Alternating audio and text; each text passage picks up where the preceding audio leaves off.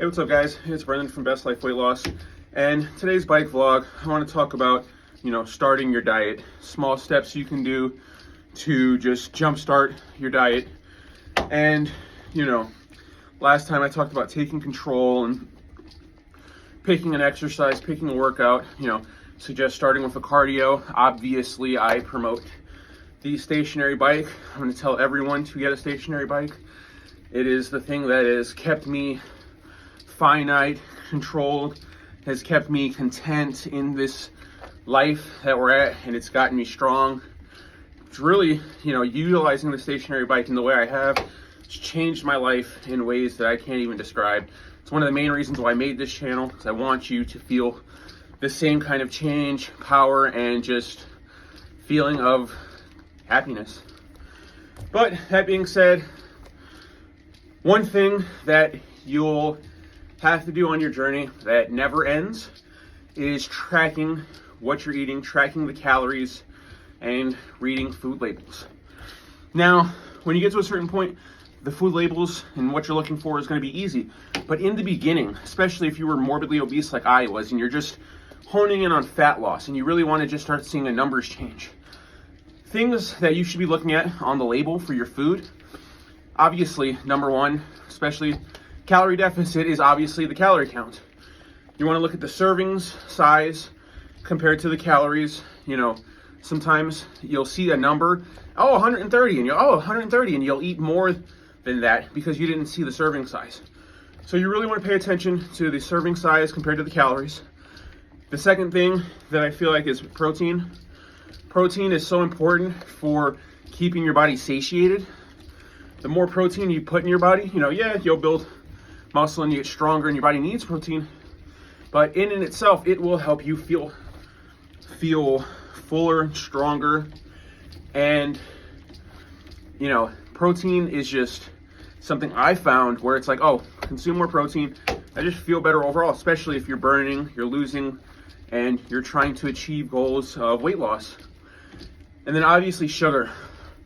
When you're looking at the labels, sugar is so important because I feel like the more sugar you consume, something has a lot of sugar in it, it makes you more hungry.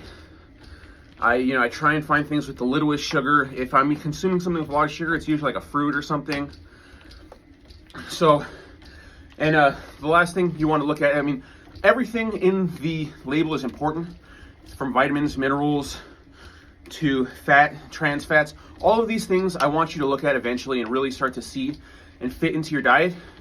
But in the beginning, look at the calories, look at the protein, look at the sugar content, and look at the carbohydrates. Your carbs turn into sugar. So you're getting breads, you're getting rice, you're getting pastas, all of the stuff can turn into sugar. I don't tell anyone to completely stop anything for their diet. I'm telling you, making a diet too restrictive, especially in the beginning. Once you've been doing it for a year, you can have a really restrictive diet because you've learned your tells of your body. You know what you need. You know the nutrients you need. In the beginning, you don't know any of that stuff. You're flying blind. If you were like me, you ate whatever the fuck. You didn't think about protein. You didn't think about vegetables. I'm hungry. I'm getting some fucking McDonald's or something. And I've really shied away from that. And the other thing about your diet is when you're eating out, you don't know what's in it. So it's hard for you to say 100%, this is the protein in it, this is the amount of calories in it, because you don't know. That's why if you want to have a successful weight loss journey, you want to live healthy and have a good diet, first thing you got to do is start cooking your own meals. Meat, vegetables, and certain carbs in a small amount. Potatoes, rice, those are my two main carb sources, is potatoes and rice. If I'm not eating potatoes one day, I'm having rice the other day. And it's regulated. I know exactly how much I'm having. I know the calories in each item. And I have meat with it every day. And a lot of vegetables. And the idea of loading up vegetables, it's less about, vegetables are just healthy, woo! It's less about that. Especially in the beginning, I didn't give two shits about the nutrients of the vegetables. But what ends up happening when you load up on vegetables, You know, when I make a steak with potatoes and asparagus, I put at least 3 to 4 carrots cut up with the asparagus in the oven. That extra fiber from those vegetables, it is going to keep you fuller longer. So you eat your meal, you maybe have steak, potatoes, asparagus, and carrots like I do.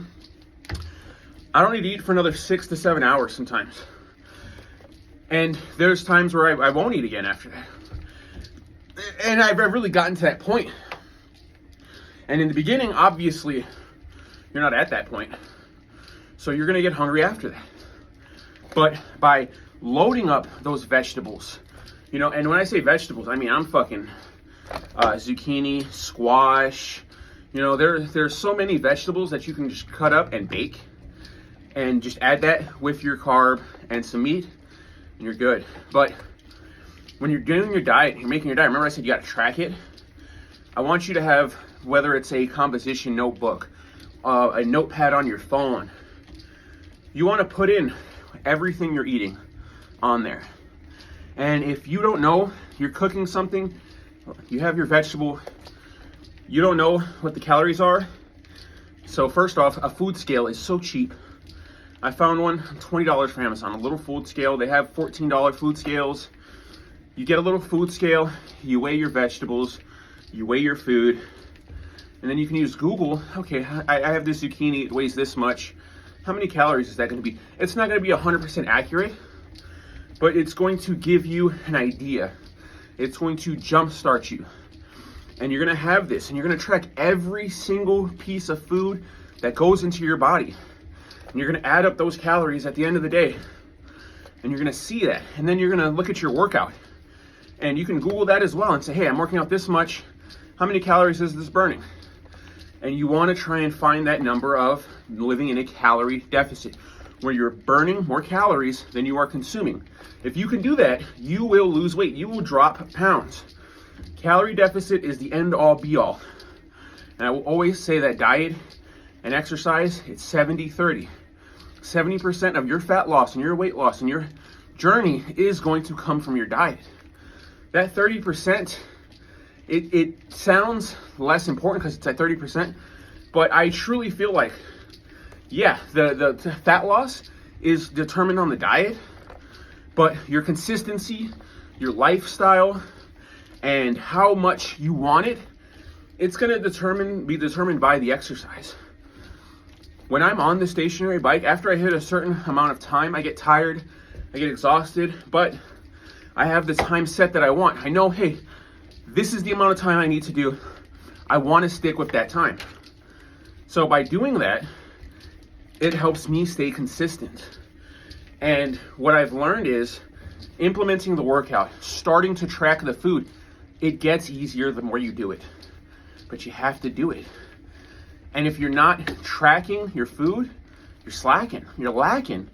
You know, tracking your food is so fucking important to understand what's going into your body and just how it's affecting your body with the amount of calories you're consuming.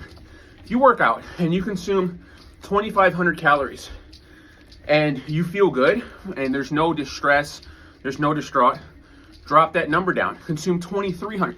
I'm not saying you want to feel like shit, but you know, it's not fun being in a calorie deficit. And there's so many different things that I do to mitigate it.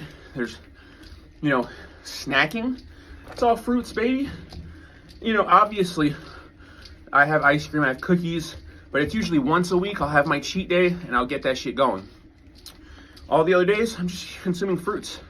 Apples, pineapples, blueberries. That's the main source of sugar that I get.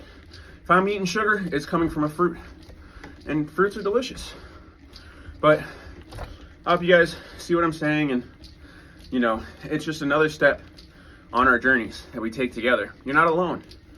If you need help, reach out to me. I hope you guys start your weight loss journey today. Stay positive, guys.